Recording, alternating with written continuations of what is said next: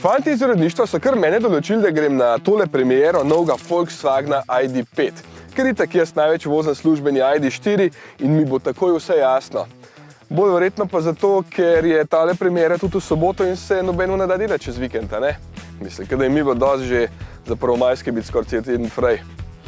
In ja, seveda sem šel na premiero ID.5, z veseljem v bistvu.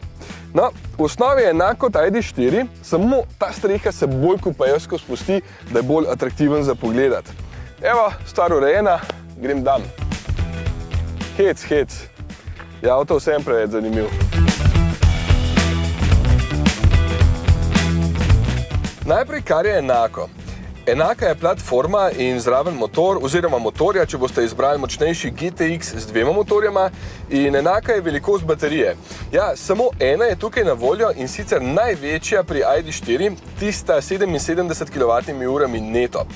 Poleg tega, da je zadek čisto drugačne oblike in boste ID.5 od ID.4 po njem najhitreje ločili, je nov tukaj ta spoiler zadaj, se ga tudi noter fajn vidi, in pri GTX so serijske matrične LED luči.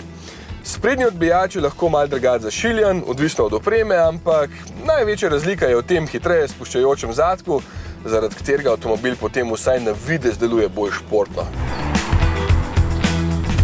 Notranjost je skoraj enaka, so pa razlike. Nove so recimo barvne kombinacije, nekatere precej odpiljene. Torej, na primer, črna notranjost z rjavimi in belimi vložki, kar drzno za pogledati.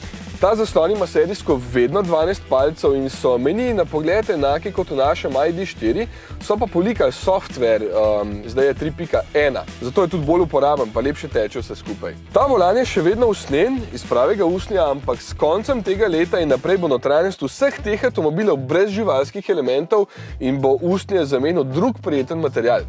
Vse to je super, da se proizvajalci trudijo takole iskati alternative, ampak kaj pa potem s pravim usnjem, ker bo verjetno ostajal, če ga noben ne bo smel uporabljati?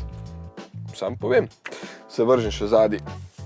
Tale strop je samo dober centimeter nižji od tistega v ID.4, zato o kakšni prostorski okrnjenosti ne morem govoriti.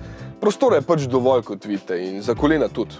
Prtljažnik je pa celo večji, ker je del tukaj med dnom in polico majčkeno višji. Spodaj je lepo še predal za kable in pod njim, Marila sem pozabil, ne smem pozabiti, in pod njim je tukaj še eno odlagališče. Ja, prostora je skratka precej, ga je pa logično manj, če date stran tole polico, da bi vozili kaj velikega, ne?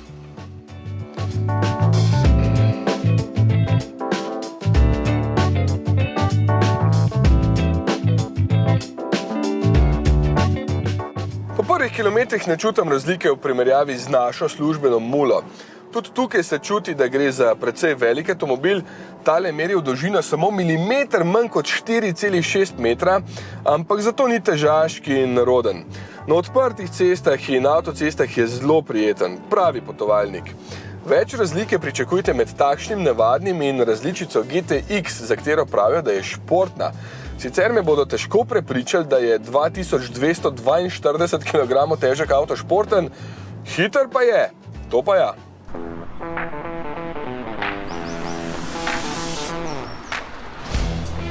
Če imate navadni verziji z zadnjim pogonom 128 ali 150 kW, kar je 170 ali 204 konje, ima ta spredi še en motor in zato skupaj 220 kW, kar je 299 konjev. Zato potegne občutno bolje. V bistvu sam pospešek ni toliko poseben kot to, kako suvereno speljuje na vsaki podlagi. Pri takšnem štirikolesnem pogonu ni mehanske povezave med vsema, zato je prilagajanje ekstremno hitro in vleče, kot da mu je res vseeno, kaj je spodaj. Sej, pospešek 6,3 sekunde do 100 seveda sploh ni slab. To je v rangu Golfa GTI.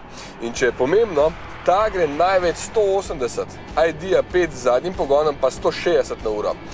Serijsko ima tudi trše podvozje, to je tisto, v bistvu, kar naredi razliko. Pa tudi to, da ima GTX za palc večja, torej 20-palčna osnovna platišča, tudi to potem malo utrdi vse skupaj, čeprav je še vedno precej udobno. Z updateom, ki ga dobi tudi naš ID.4, se lahko ID.5 polni na enosmernem toku 135 kW. To v teoriji pomeni, da bo baterija do 80% polna v pol ure in boste spet imeli kakšnih 300 km mer. Sicer tovarna obljublja doseg od 473 za GTX do 512 km, ampak vse vemo, kako je v realnosti. Škoda, da se na izmeničnem toku lahko polni samo 11 kW, počasi mora postati standard 22, ker je pri nekaterih konkurentih že. Ima pa možnost oddajanja energije, tako da lahko z njim polnite drug električni avto ali pa celo napajate hišo, če vam kdaj zmanjka štroma. Evo, mehkih razlik je kar nekaj, čeprav vem, da boste vsi najprej videli ta dinamičen zadek in velik spoiler od zadaj, pa boste rekli, wow, tega hočem.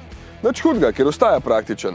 Aha, še cene. Osnovni mal pod 50 jurjev, takšen GTX pa mal pod 60. Brez subvencije, jasno.